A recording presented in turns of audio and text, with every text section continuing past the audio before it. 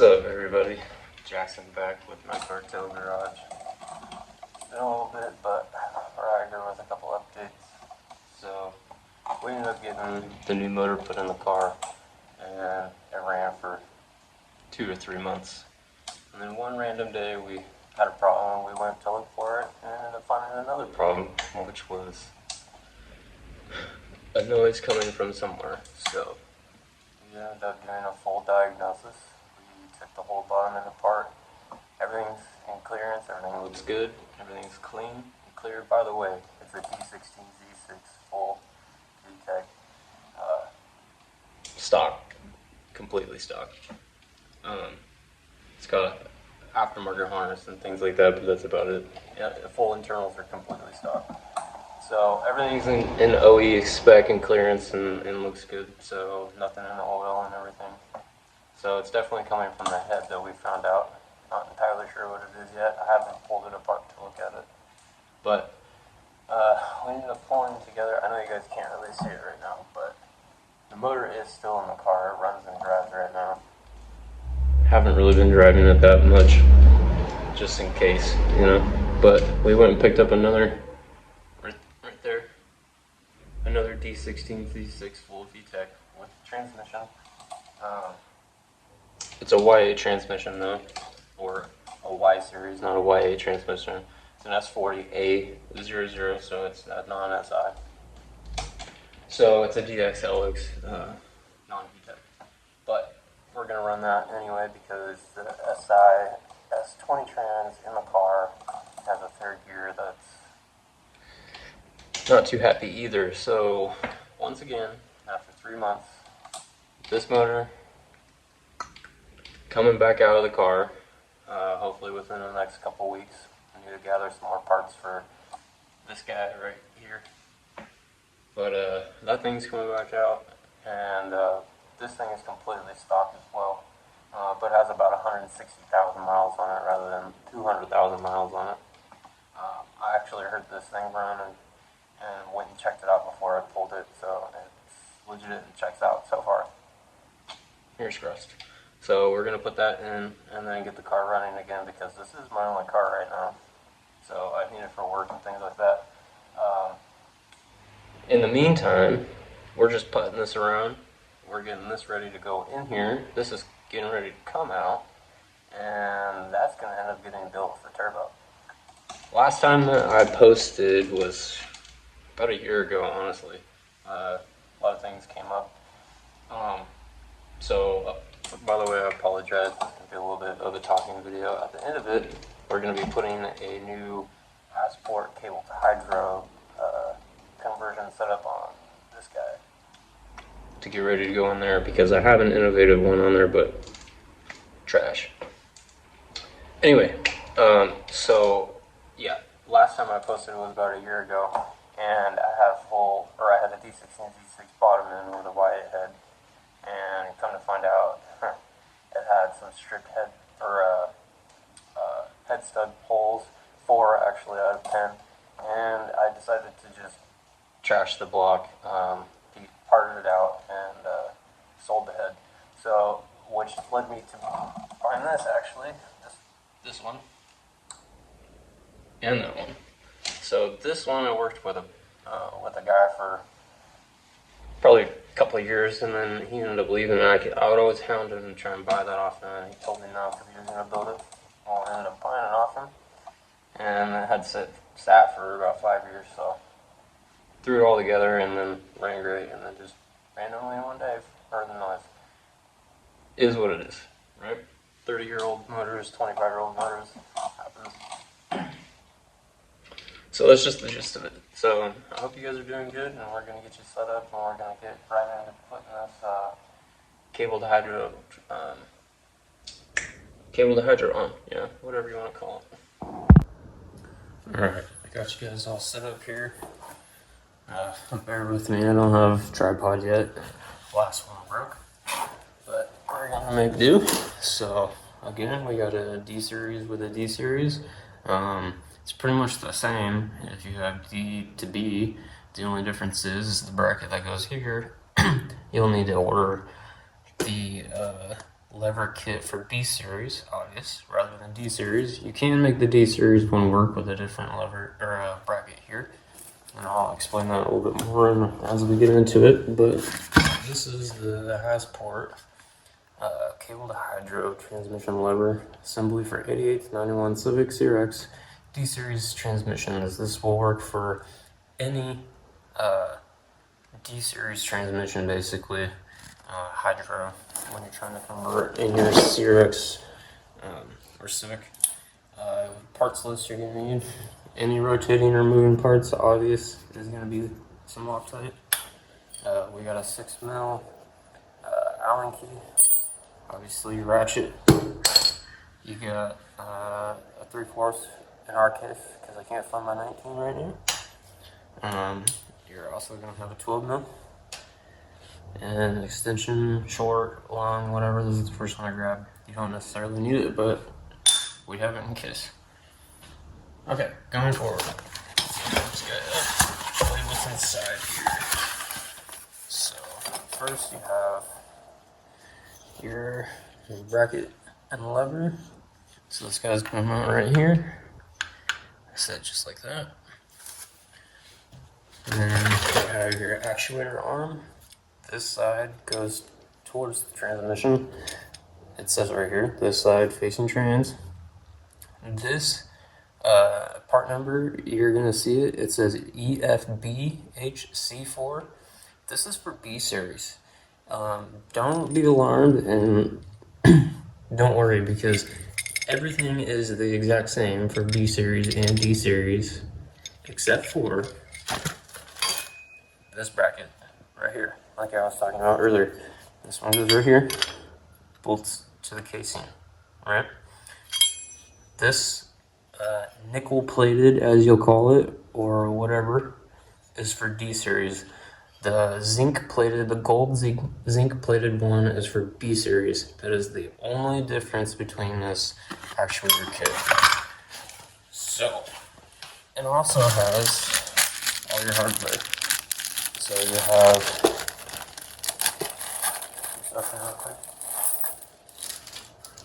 So you're gonna have 2 new bolts with lock washers right there for here and here for your cable bracket, right? And then you're gonna have 2 replacement bolts. They're shorter for your mounting point right here for your vibration mount location.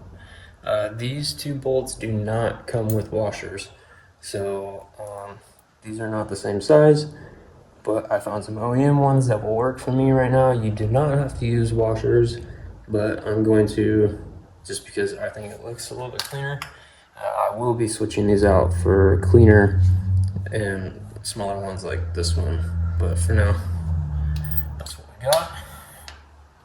And then last but not least, we have the arm actuator bolt that connects the arm to the bracket. And I'll show you that. So let's go ahead and get into the install portion.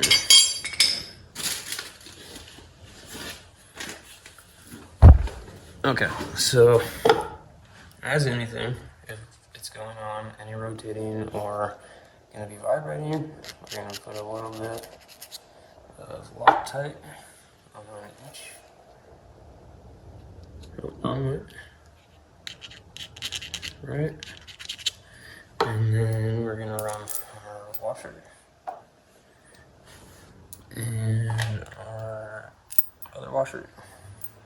And this guy, make sure, just a little side note, if you're doing this in the car, and you have radius arms still attached, if you don't pay attention and you put it in like this arm is going to hit your radius arm and you're not going to be able to get it back over. So just make sure if you're putting it on in the car, you have it facing like this, or you're going to have a hell of a time and have to take it right back off. So get this started, maybe.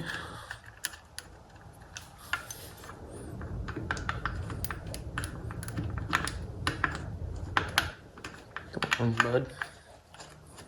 There we go. It's so cold out here right now already, just at the end of October, that this Loctite is already starting to dry, just being on for that long. So we're gonna go ahead and get this cinched down real quick. Doesn't have to be fully tight, but we're gonna get it at least snug.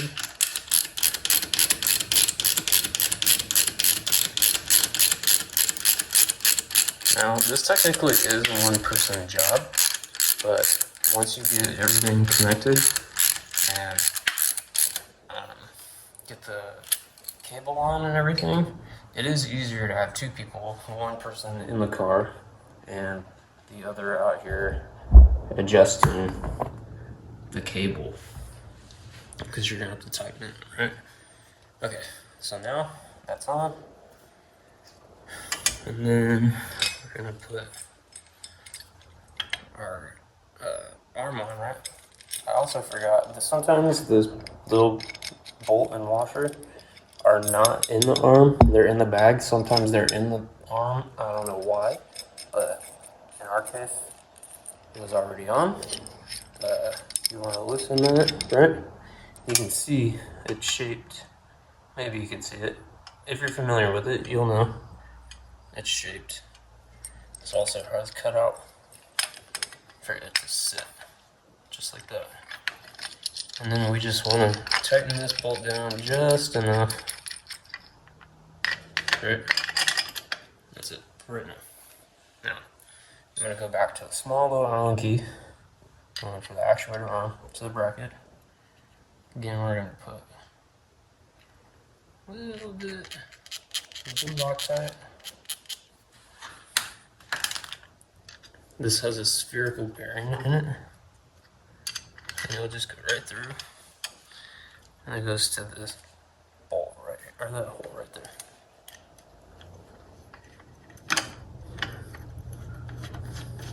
On the back of the actuator arm, there's an indent. It actually goes on the little portion that sticks out.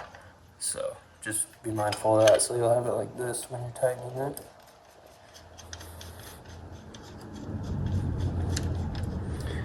And then we're gonna get 6 mil.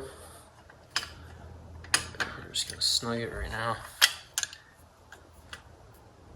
It doesn't need to be super tight for right now because we're just kind of mocking everything up on here. By the way, this transmission is just married here for right now for this purpose solely.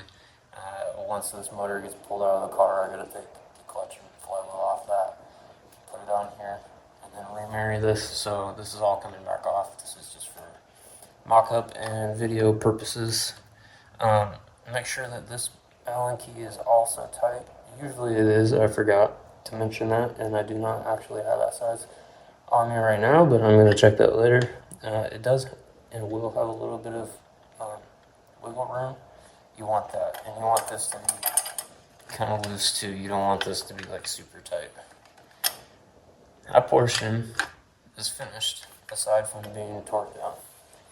So now we can move on to where we need our extension at 12 mil. And our ratchet. We're gonna come up here. Take these. Dang. Dude, am I good? Take these off.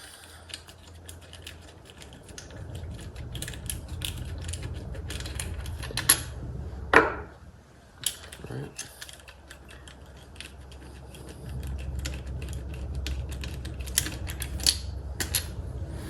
Now, they give you new hardware with lock washers, which is cool, and you can run those if you want or if you don't have them, but honestly, I'm going to see if I can get away with running the stock one, which I don't see why not, because it was fully seated, and it's actually longer than this guy.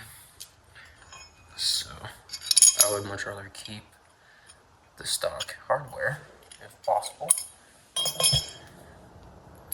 Alright, I might actually run the lock washer anyway with the stock.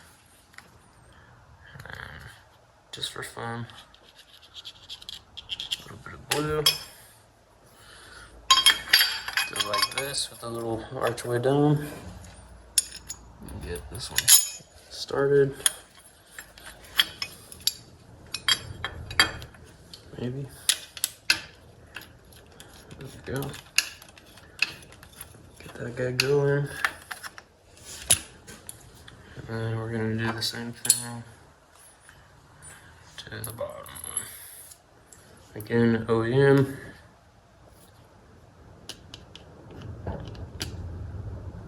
Probably more than you need. But it hit the floor. One second.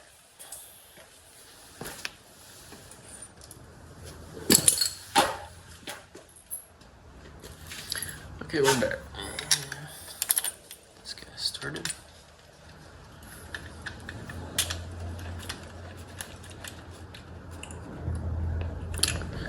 I'm gonna go ahead and send this one home because this does not need to come back rough.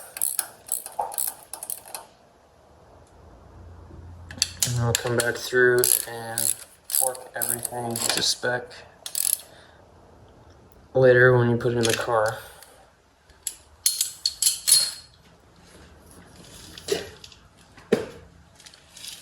Okay. Well, everybody.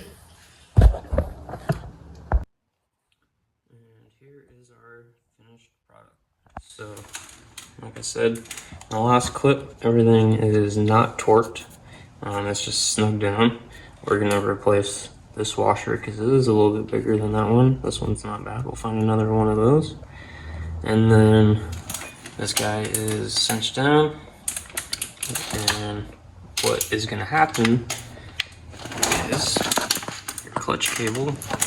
I'm not sure if you can see it in here. Probably not. Too dark. But basically, get this drop light over here. Basically, this is the innovative setup. Garbage. Do not recommend this whatsoever. Sorry, this is terrible lighting. Terrible. But basically, it has another bracket just like the one that's on the new one, but the new one is over here. So it has a better angle to it. But you can see down there, focus, which it won't. Anyway, the cable slips out from the bottom bracket right there, and then it pops off right here. So on this guy, let me get this set back up real quick.